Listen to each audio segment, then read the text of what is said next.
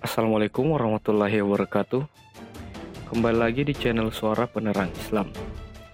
Sebagai manusia, kita pasti sudah memahami bahwa kita hidup di dunia ini tidaklah sendiri. Dalam keseharian, manusia di dunia ini tidaklah sendiri. Ada makhluk lain yaitu setan. Selama ini kita menganggap bahwa yang namanya jin, setan, dan iblis itu sama. Padahal ketiga makhluk ini berbeda. Berikut telah saya rangkum nama-nama setan beserta tugasnya.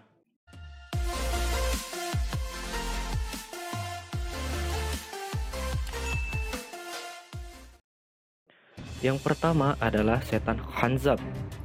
Pernahkah Anda merasa muncul niat untuk menunda sholat? Niat tersebut muncul dari bisikan setan khanzab. Jika kita merasa jarang dan suka menunda-nunda waktu sholat, bisa jadi kita telah tergoda oleh setan ini. Dia menempuh segala cara agar sholat seorang hamba tidak diterima dan berusaha untuk menjatuhkan kualitas imannya. Sebagaimana sahabat Utsman bin Affan pernah bertanya kepada Rasulullah, "Wahai Rasulullah, setan telah mengganggu sholat dan bacaanku." Beliau bersabda, "Itulah setan yang disebut dengan khanzab. Jika engkau merasakan kehadirannya, maka bacalah ta'awuz kepada Allah dan meludah kecillah ke arah kiri 3 kali. Hadis riwayat Ahmad. Yang kedua adalah walhan. Ia adalah setan penggoda untuk tidak mengambil air wudhu dan selalu membuat was-was akan sempurnanya wudhu. Padahal, wudhu merupakan syarat kesempurnaan sholat. Ini adalah perbuatan setan yang berbisik untuk tidak dekat dengan Allah Subhanahu wa Ta'ala. Tugas utama keturunan iblis ini adalah untuk mengganggu manusia dalam urusan bersuci. Walhan akan mengganggu manusia saat berwudu, mandi, dan aktivitas bersuci dan lainnya. Ketika berwudu, setan sudah mengganggu agar wudu kita tidak sempurna. Berwudu pun menjadi sekedar membasahi. Maka, pastikanlah bahwa kita benar-benar berwudu secara sempurna. Selanjutnya adalah wasnan.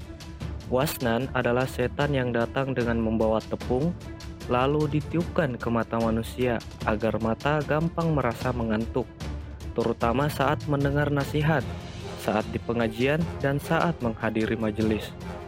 Tugas utama setan ini ialah menggoda agar tak fokus mendengar nasihat-nasihat kebaikan.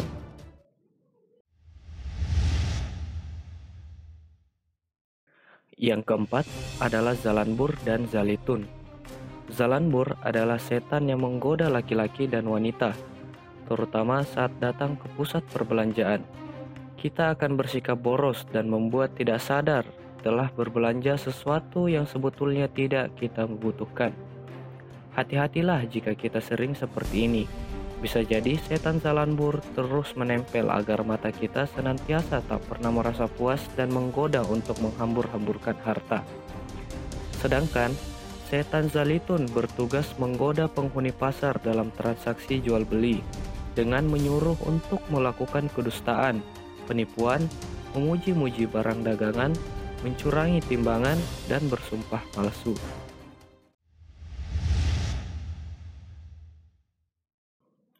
Selanjutnya adalah tibir.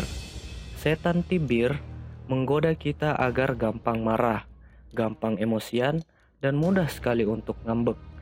Memasang raut wajah cemberut secara terus-menerus.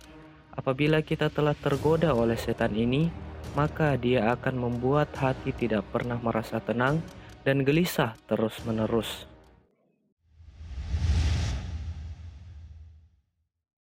Yang keenam adalah a'war. Adalah setan yang menggoda manusia untuk dekat-dekat dengan perbuatan zina. Hingga lambat laun, jika mata kita melihat hal yang tak senonoh secara terus-menerus, maka ingatan tersebut akan terekam sempurna di otak kita. Hasilnya, pikiran kita makin kotor, dan perbuatan menjadi semakin dekat dengan perzinaan. Tidak hanya bagi yang masih lajang, namun juga yang sudah mempunyai pasangan.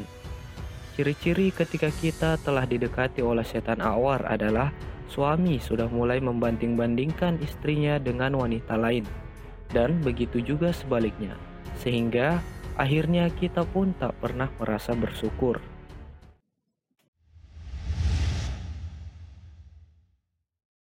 Setan Dasim. Dasim adalah setan yang menggoda perut manusia agar tidak pernah merasa kenyang. Boleh jadi, ketika merasakan ini mungkin karena kita tidak berdoa sebelum makan. Maka dari itu, berdoalah sebelum makan. Jika kita tidak berdoa, maka setan ini akan ikut makan bersama kita. Dan setan ini dikenal dengan kerakusan dan ketamakannya.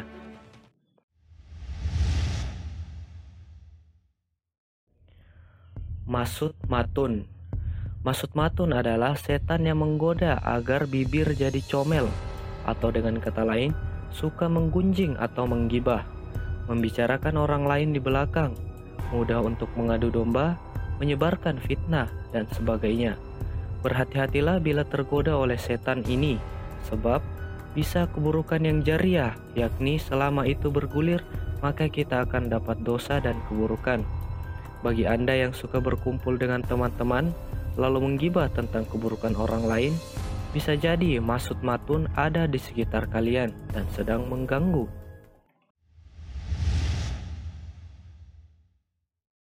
Kemudian yang terakhir adalah Abyad. Setan ini disebut sebagai panglima para setan, sebab setan inilah yang menggoda para ulama, para wali-wali Allah, dan bahkan para nabi.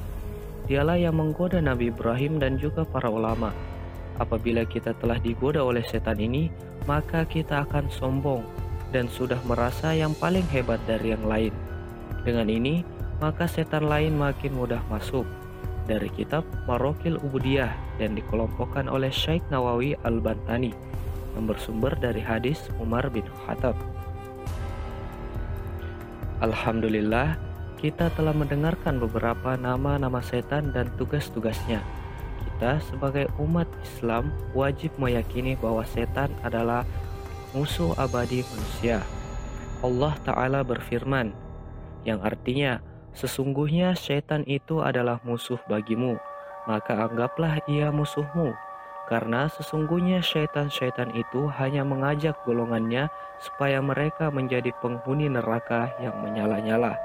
Quran Surah Fatir ayat 6. Maka, jika kita merasakan bahwa setan telah hadir, haruslah segera berlindung kepada Allah Subhanahu wa Ta'ala.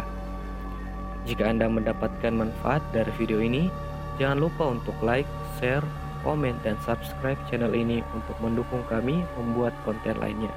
Wassalamualaikum warahmatullahi wabarakatuh.